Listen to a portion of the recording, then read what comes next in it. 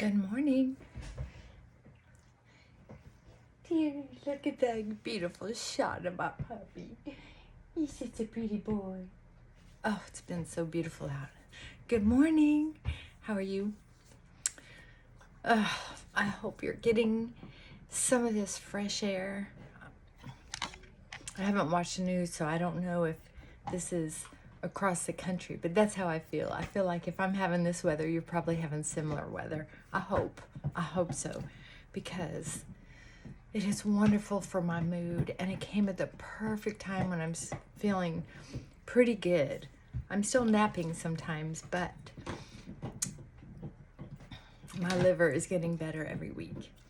Yay!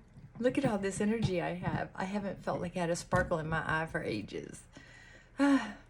I'm drinking my first bad coffee that I've had in months. I know, I'm pushing it.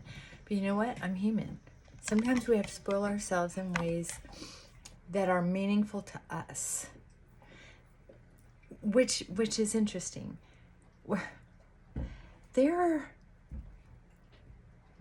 are mental health situations that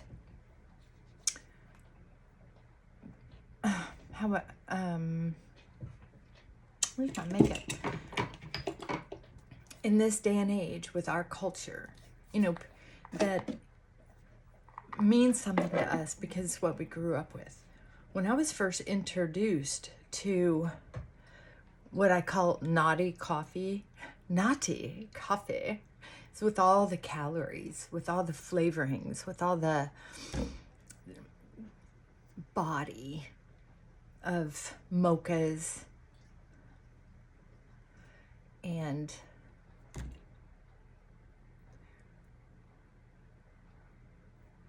I was at the end of one of my under eye concealers, which is a lighter color, and so I just squeezed it and put it on one side of this. It worked out pretty good for me. I like it. I like doing that. So anyway, okay, so there are people who feel guilty every single day, off and on, all day long, burning calories and hurting their self-esteem by feeling like a bad person, off and on, all day long, because of what they're eating or drinking, because they're not meditating correctly or often enough, or exercising enough or the right way. And I'm going to tell you, the truth is, the damage that's being done by feeling guilty for not doing these things or for doing them, in your opinion, incorrectly is far, far outweighs. That damage far outweighs, in my opinion,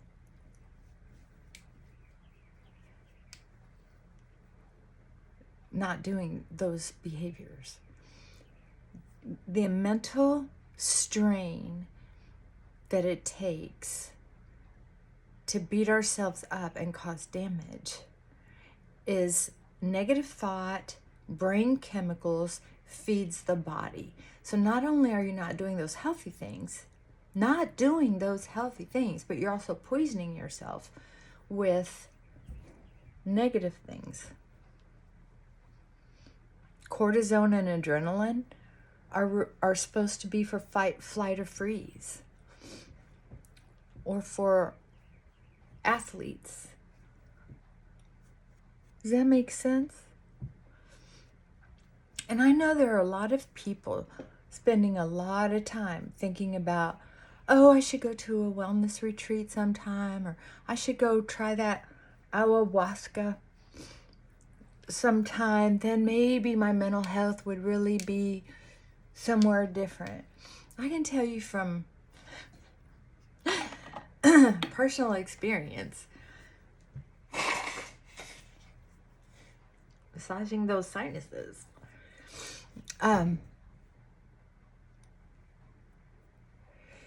The first time you do it, if you do just a little bit, of, we'll just say, any kind of psychedelic as far as I'm concerned. It doesn't have to be ayahuasca. It could be LSD or microdot or whatever, but anything that has like an LSD in it. In my experience, personally and professionally, and as a friend of people who use those chemicals, the first time, if you take a low dose, it can be what I'm I hate to call it spiritual experience, because people are overusing the word spiritual too. You know, just because you go on a spiritual retreat or have a moving feeling doesn't mean it's a spiritual experience. It means it's a human experience. But let's check this out. Oh gosh, I wish I could remember the podcast I was listening to earlier.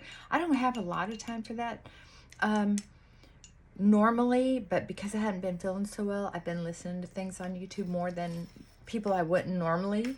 I'll just follow the rabbit trail that the feed gives me, and I've come across some interesting things.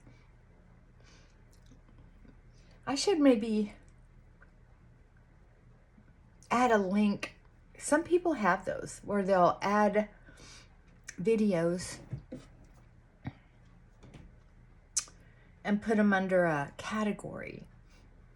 I know I saved some for myself, but I don't have any that I've really made public that I know of. I don't know how to do this thing. But what I call a spiritual experience is on the level of accepting a higher power or a union at some level with the universe. Spiritual, that would take you from life to death to life. Something grand like that. That's a spiritual experience to me. Not just, I decided not to beat that person up physically or verbally. There's my beautiful, oh my gosh, I just love this boy. He's shedding so much. Okay, something shiny. So I just wanted to get on here and say, please stop beating yourself up. People don't need to you just don't need to beat yourself up over all this. I found myself doing that while I wasn't feeling well. I was beating myself up a little bit because I felt like my muscles were atrophying. I felt it physically. My muscles were atrophying. You know what I mean.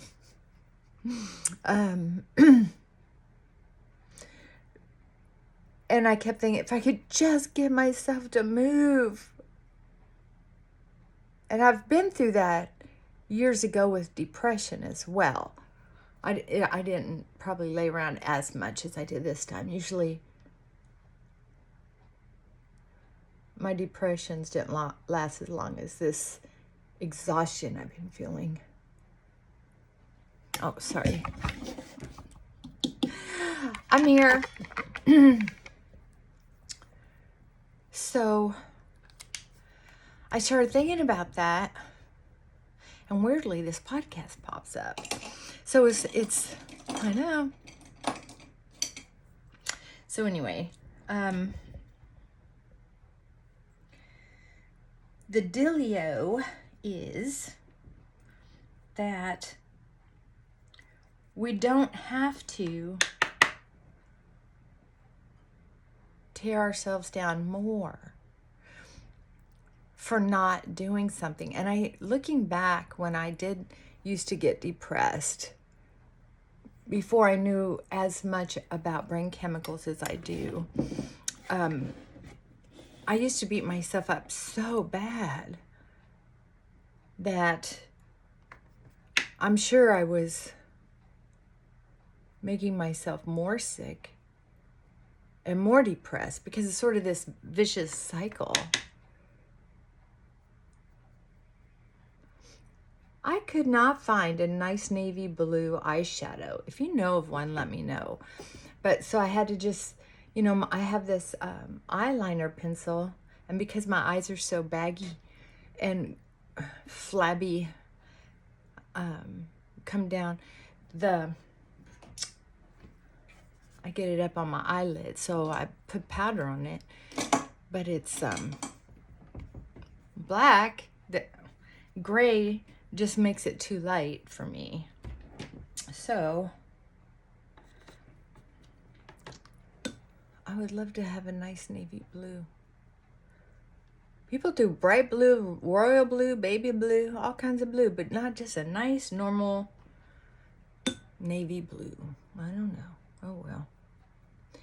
Anyway, so that's what I want you to go away with today is stop beating yourself up for beating yourself up for being tired, right?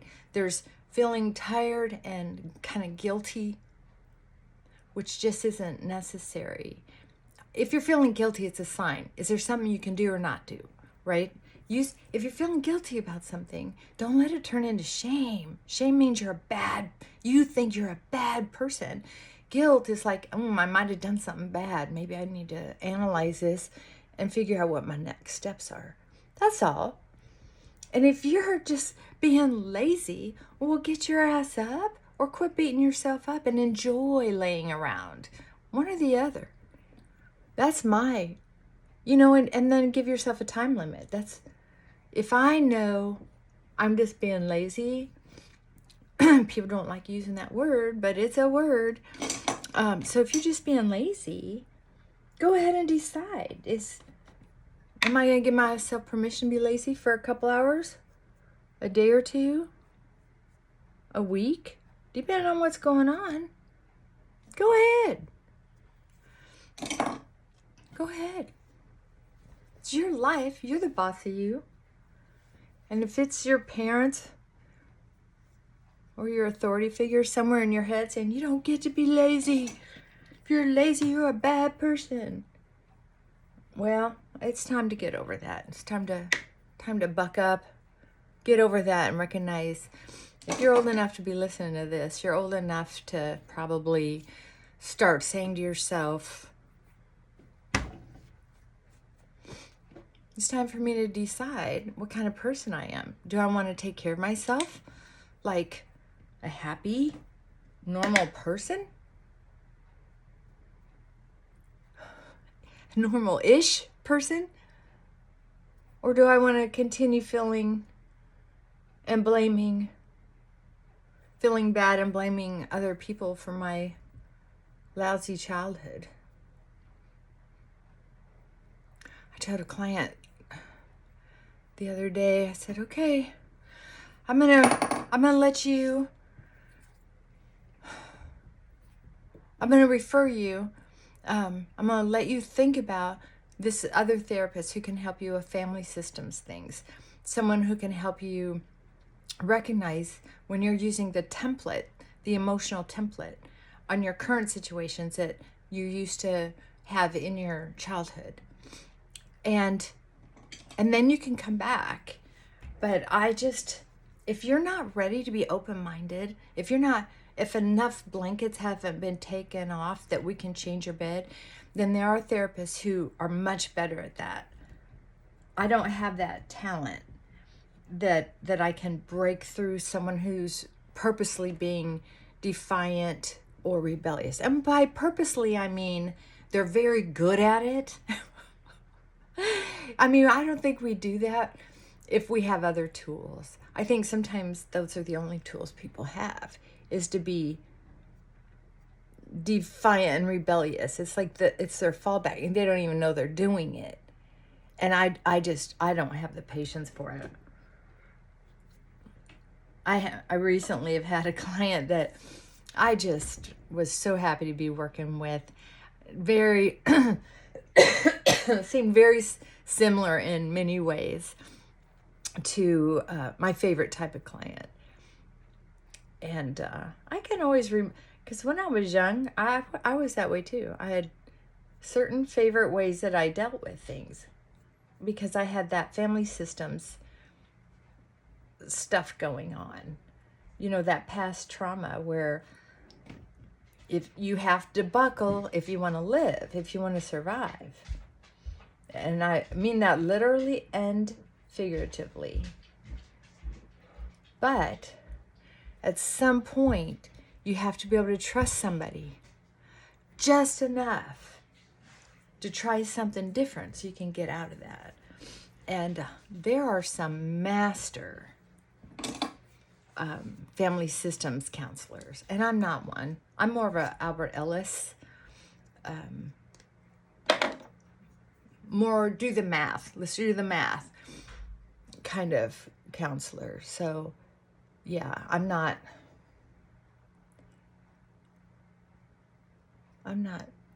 skilled in that way. So it all comes down to this. We can continue to beat ourselves up. We can maybe even overinvest in ways to deal with things, like through prayer, meditation,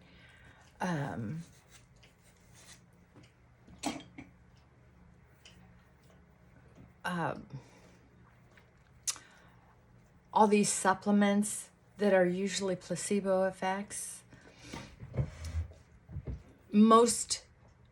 Unless you're really lacking, okay, that just brings me to another thing. All these people, all the hype. I mean, I love Dr. Berg. Don't get me wrong. For instance, there's several doctors on the internet that I love. Oh,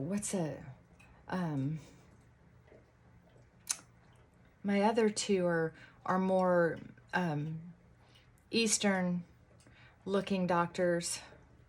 Oh gosh, what's wrong with me? I'll think of as soon as I'm off here. But I just love them. They're usually talking about how there are some basics that are completely overlooked when it comes to health and wellness. So physical health and mental wellness. So I can tell you, so the lab has a blood test. It's called micronutrient blood test. It's $499. Your medical doctor with your insurance might be able to do the test. But in my experience, they're not as refined as if, unless you go to these professional blood labs that wealthier people used to use, that we didn't have financial access to. Years ago, when these labs started, the prices were astronomical, but they've really come down to a more reasonable. You can acquire them more reasonably.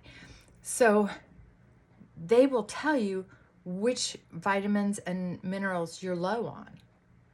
And then you replace those. It's a waste of money to take something that you're already stable at. Most people, I think, from what I've read, I'm not sure, do your own research, I'm not a doctor, have enough vitamin D because it's added in a lot of foods. I mean, if you eat a cereal or an oatmeal, bread, you get D in each one of those foods. It's just we don't get enough K of the Ks, the MKs, the Ks. So that's what I found out. It's like, I've just been taking all kinds of things. Turns out I'm not short in any of those things. Well, some of them, but what, 3? I had 3 that I was low in. K, what else was it? I can't remember. 2 other things. That's saving me hundreds of dollars. Oh God. At least $100 a month. Sometimes more, depending on just how flighty I'm getting and what other YouTube show I watch to encourage me to go buy something else.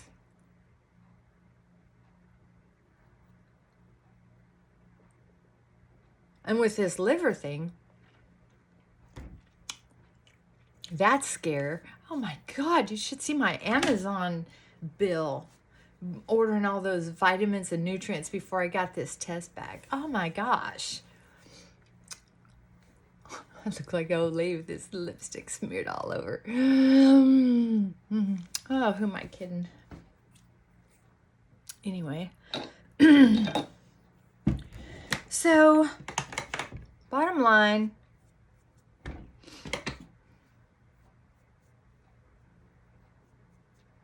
is don't try and experiment.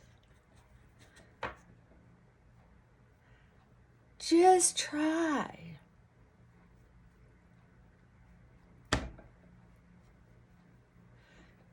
To stop beating yourself up.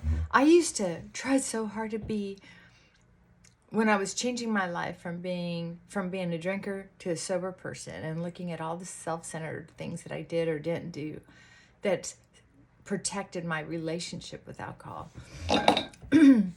I really wanted to make up for all my poor behavior. Well, the deal is, every time I did something that was a little self-centered or a lot self-centered by accident, I would feel guilty. Then it would go into shame. How could I be that way? I'm trying to change, but maybe I'm broken. And then it was, okay, I'm going to do the repair, but then I would still feel guilty about feeling guilty because I knew I was wasting time and energy by having all these emotions. And then there was like this extra layer about feeling guilty for feeling guilty or shame or whatever the feeling, fill in the blank, for not. It just was layering on top of layering.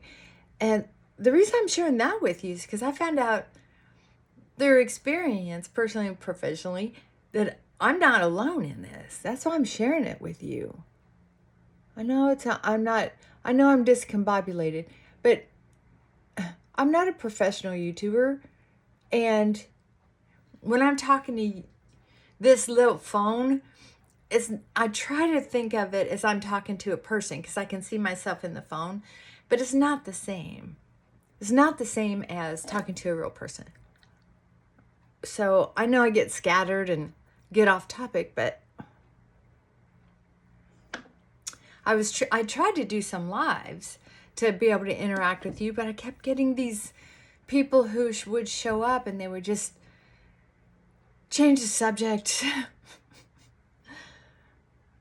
And it wasn't a conversation, you know what I mean? At all anyway, very much. Flower would show up and a couple other people once in a while, which was really cool. But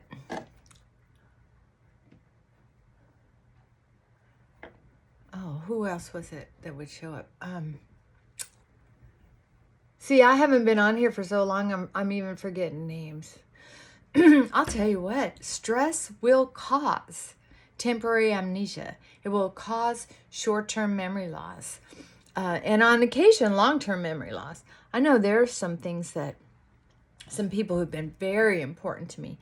And even as a child, I've been terrible at memorizing names. I can remember your story, but I can't remember the name. I've had people really impressed with that. And I think, I'm not sure, but I think it's all part of my dyslexia. Dyslexia is not the same in everybody. It's a little different here and there. And you'll see that when, like, it shows up with my words. Sometimes it looks like I can't find my words and I might be going senile.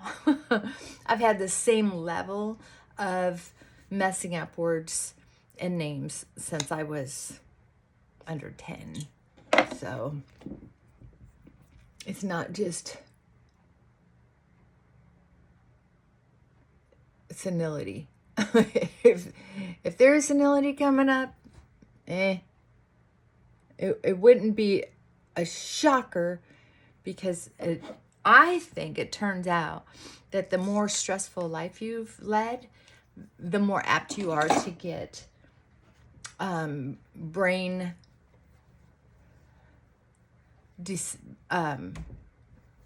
affected disorders, brain affected disorders younger. That's my opinion. Is it true? I don't know. I haven't really researched it, but I have been seeing some doctors talking about it, so it is interesting to me. I just don't know.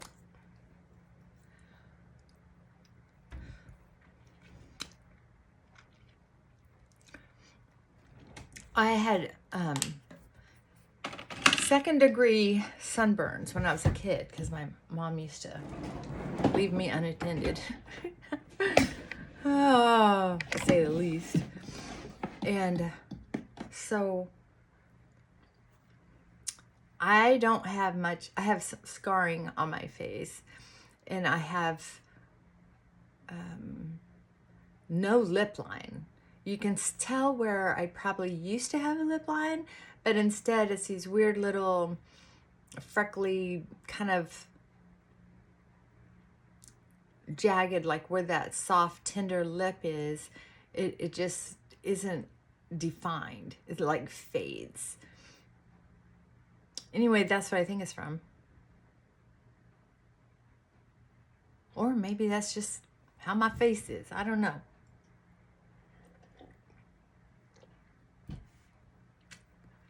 So I try to match the lips colors as much as possible, because as it fades, which it does, because I chew on my lips or eat or snack or whatever, I don't like how it wears off. So that's just a little makeup tip. Get it as close to your natural lip as possible. What else was I going to tell you today before I get off of here?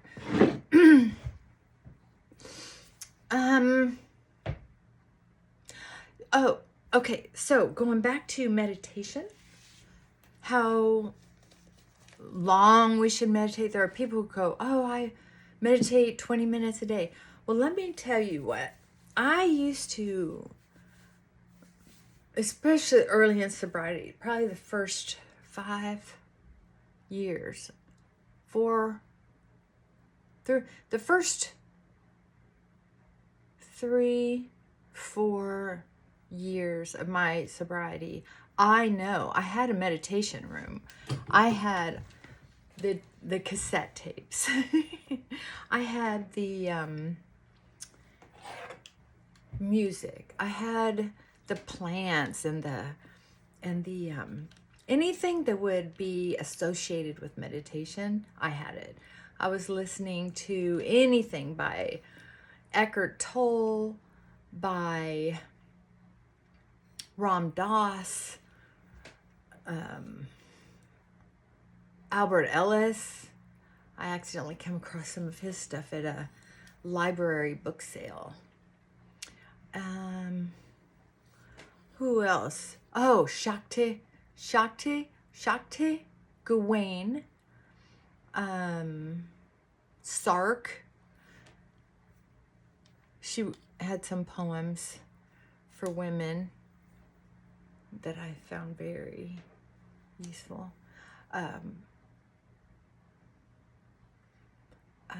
Khalil Gibran.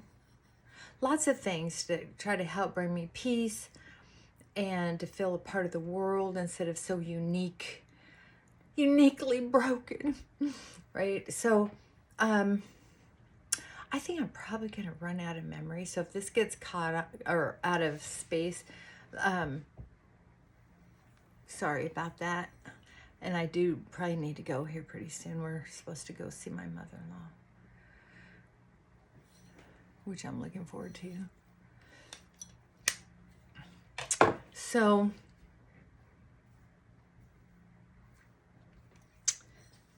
let's see. I don't even know how I want to do my hair. You know, usually if I have a goal in mind when I'm doing my hair, it makes it much easier. Okay.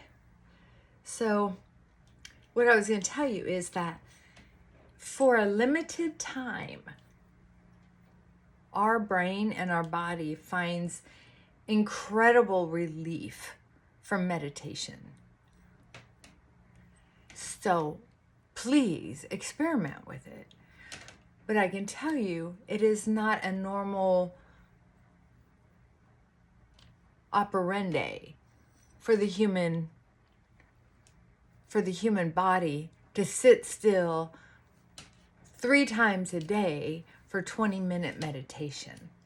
Cavemans would never survive if that were true. Now, there are some monks who do that, but also remember, monks were very, in my opinion, were very often in isolated places, and they were there to be doctors, healers, spiritual, physical.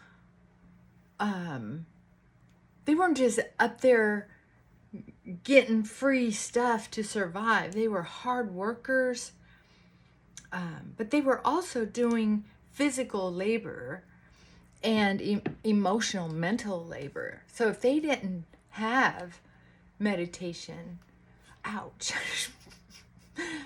I'm not paying attention. There are reasons that people do some of the things they do.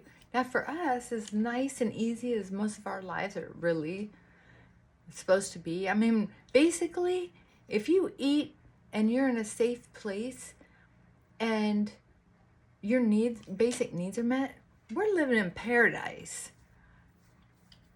That's my opinion.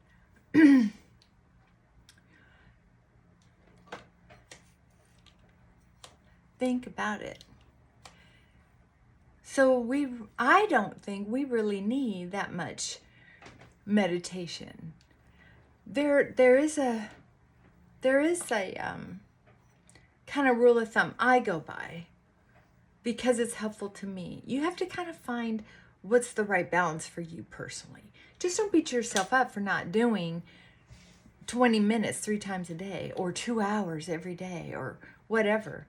You get to choose because you're the bossy. What I do is I make sure I take like 17 seconds is my thing. Is breathe in 4, exhale 8, and try to do that for 17 seconds throughout the day, especially in between clients.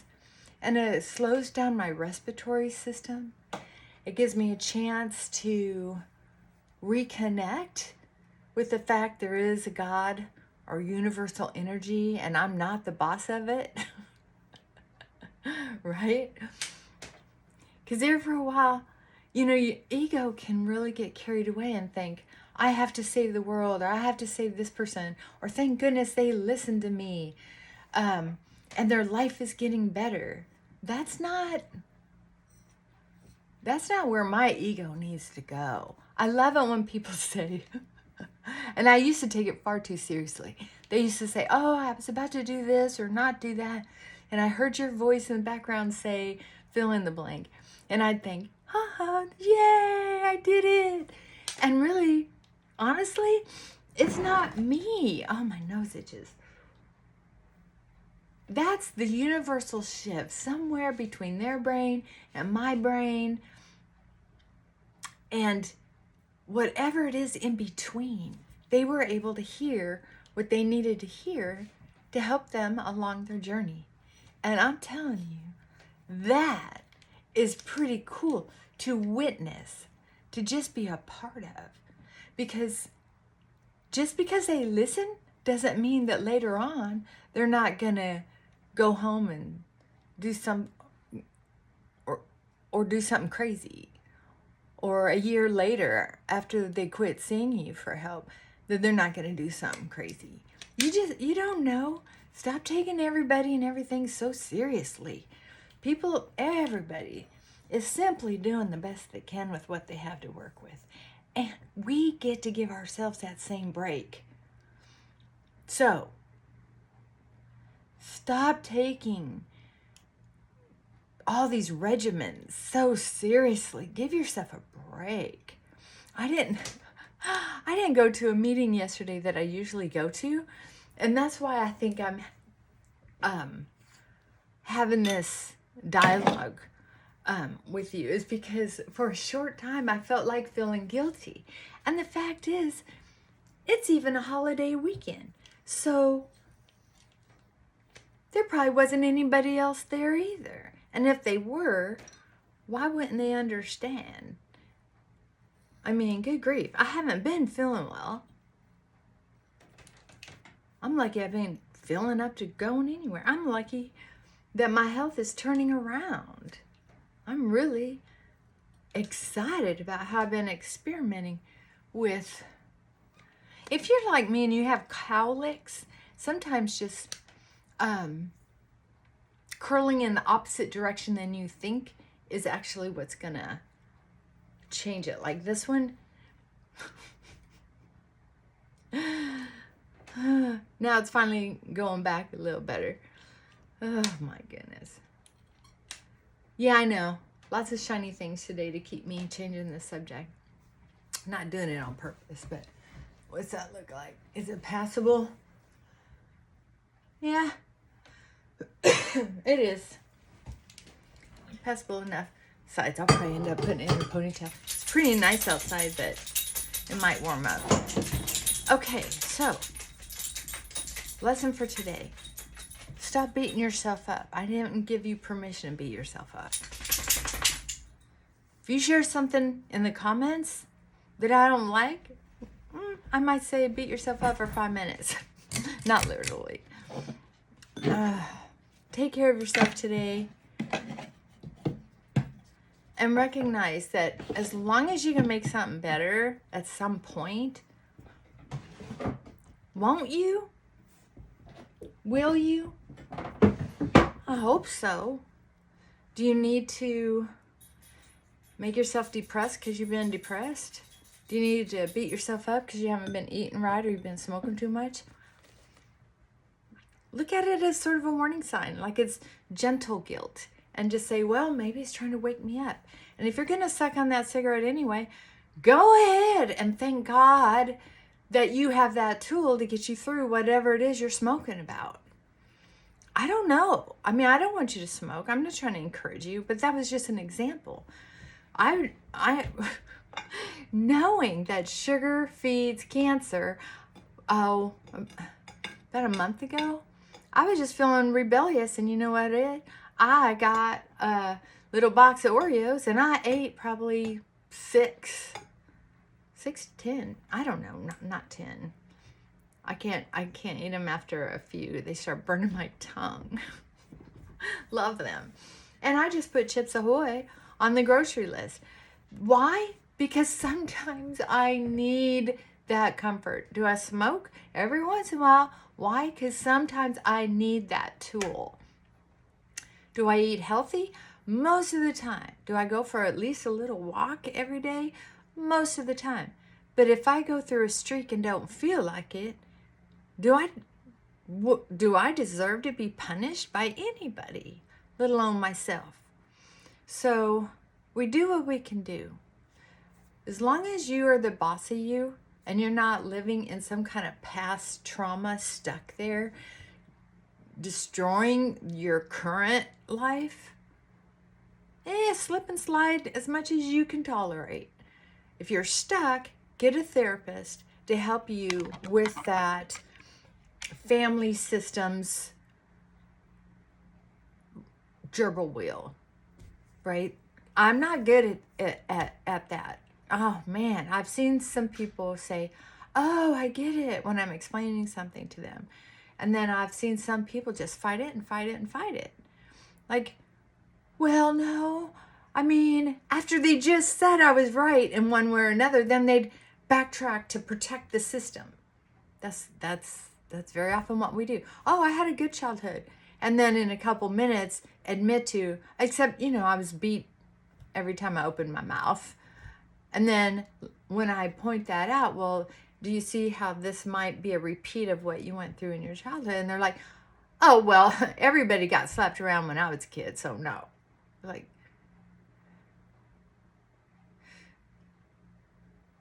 no, not every kid is supposed to be. Maybe in your culture,